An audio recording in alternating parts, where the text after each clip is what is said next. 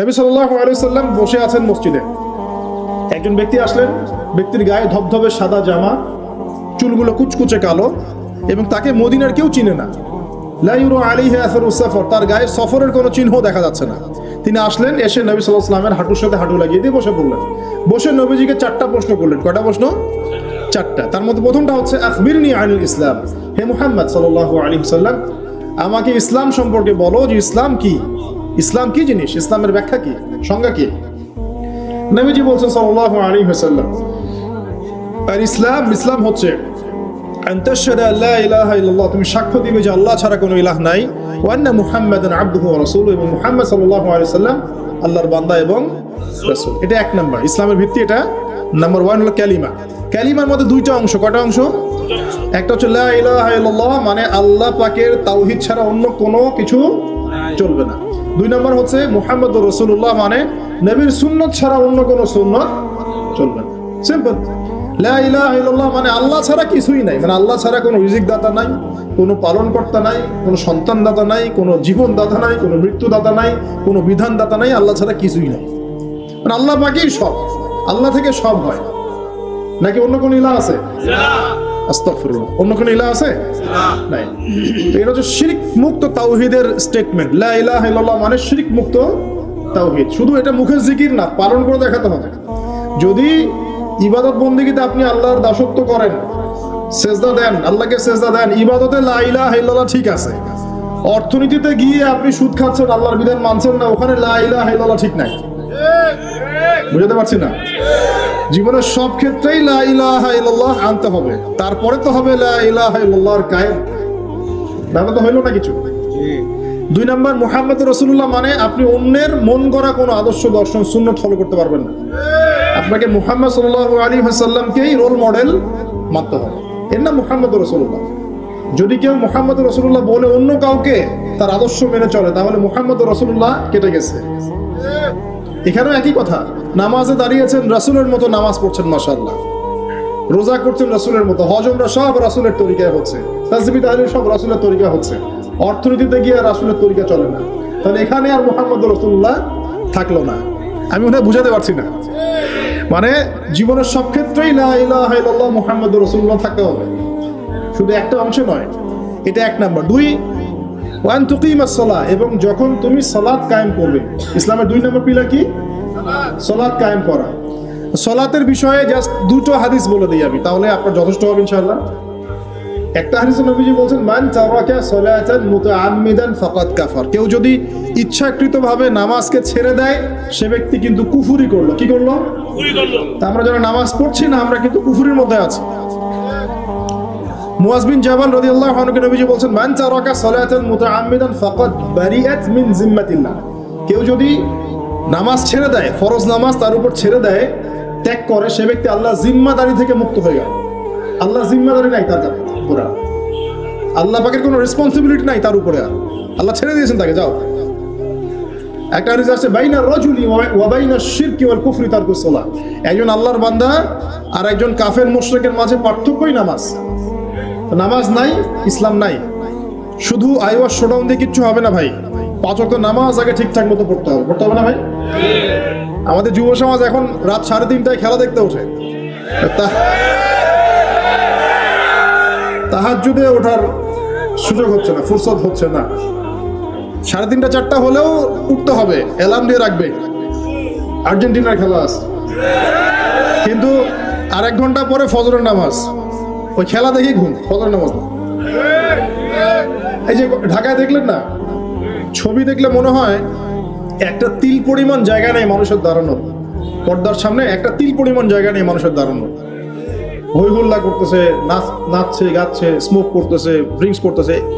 Media এগুলোকে প্রমোটও করতেছে। Media promote করতেছে মানে কি? মিডিয়া দেখাচ্ছে মানে বিশ্ব কত ভালো আছে এখন, কত সুখ আমাদের। হ্যাঁ, আমাদের সুখী সুখ, খালি সুখে সমৃদ্ধ জীবন যাপন করতেছে, খেলা দেখতেছে, নাচতেছে নাকি। অথচ দেখেন ইকোনমিক সেকশনের কি অবস্থা, দেখেন কি অবস্থা দেশ। এই যে আমাদের সমাজের, যুব সমাজের নৈতিকতার অবস্থাগুলো দেখেন, ধর্ষণের হার দেখেন, জেনার হার দেখেন, মাদকাসক্ত মানুষদের হার দেখ, কত হারে মানুষ মাদক খাচ্ছে। পরকীয়ার হাট দেখেন, ব্লু ফিল্মসের হাট দেখেন, ওদের ভাবখানা এমন যে খুব সুখ আমার জীবনে, খেলো আর খেলো।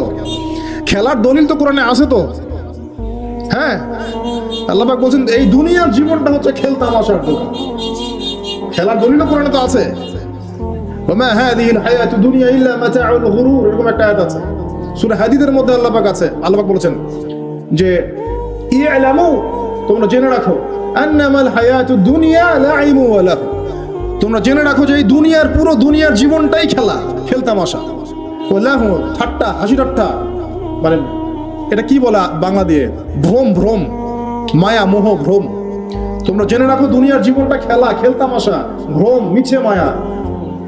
ই'লামু আন্নামাল হায়াতু দুনিয়া লাইবু ওয়া লাহু ওয়া যিনাতু ওয়া তাফাখুরুম বাইনাকুম ওয়া তাকাসুর, এবং দুনিয়ার জীবন হচ্ছে একে অপরের সাথে প্রাচুর্যের প্রতিযোগিতা।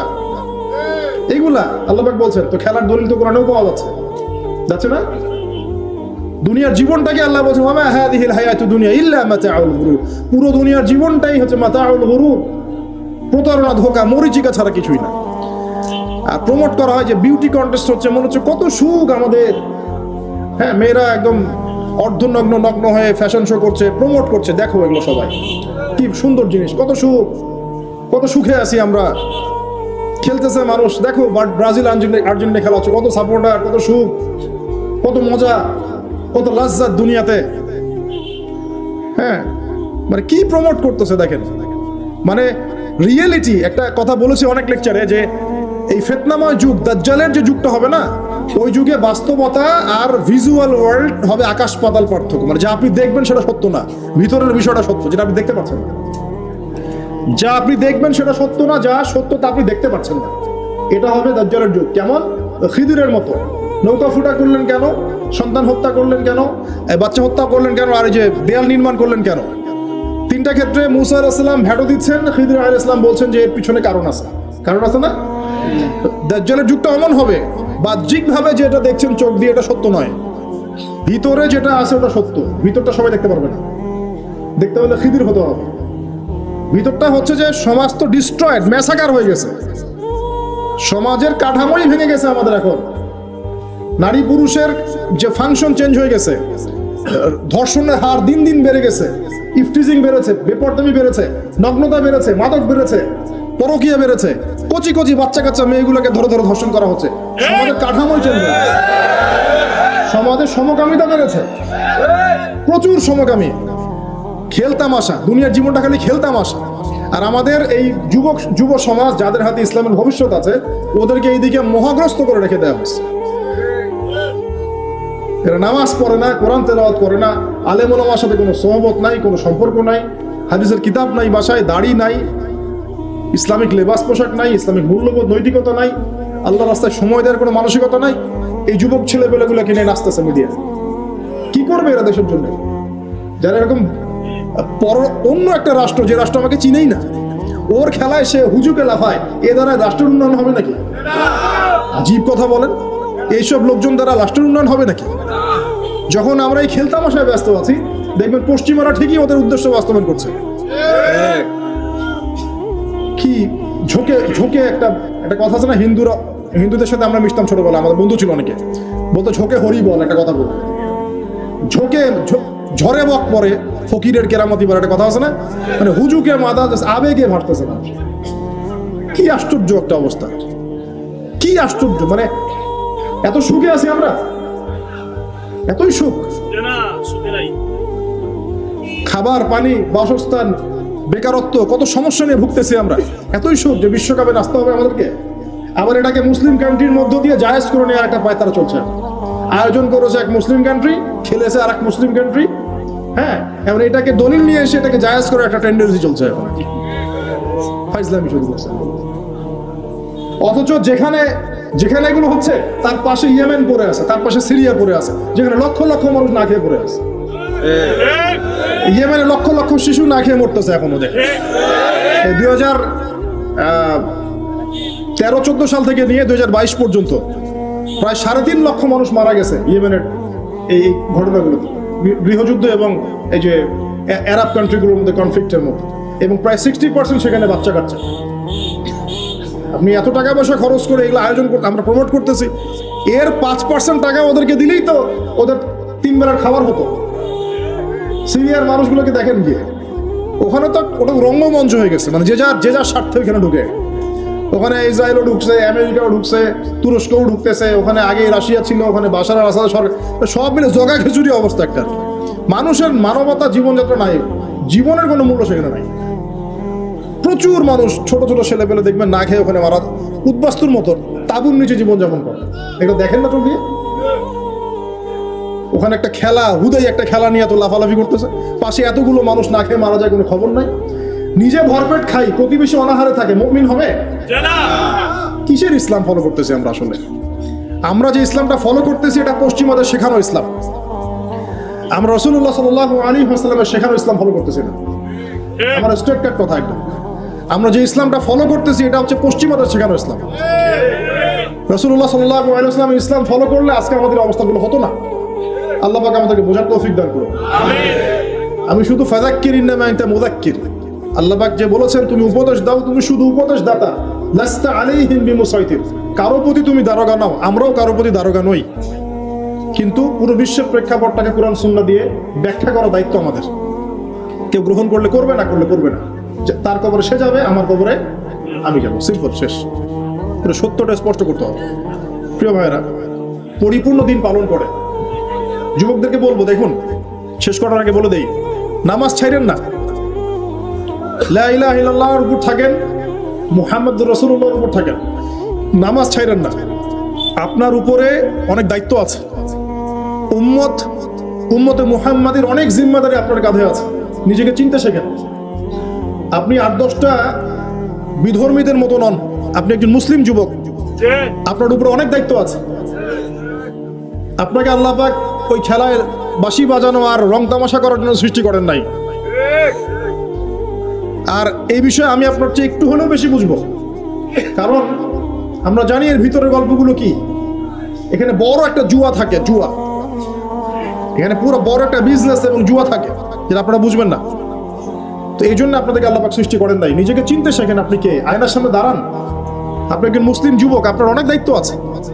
আল্লাহ পাক আপনাকে অনেক দায়িত্ব দিয়ে পৃথিবীতে পাঠিয়েছেন।